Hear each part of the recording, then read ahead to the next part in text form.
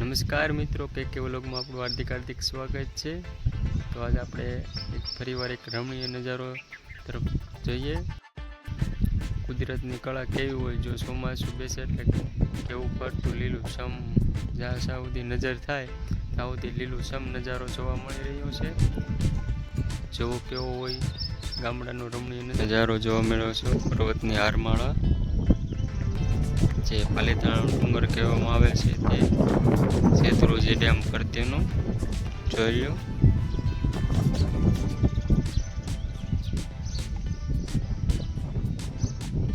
જો પક્ષીઓ દેખાઈ રહ્યા છે, જો આપણે વાડીનો નજારો।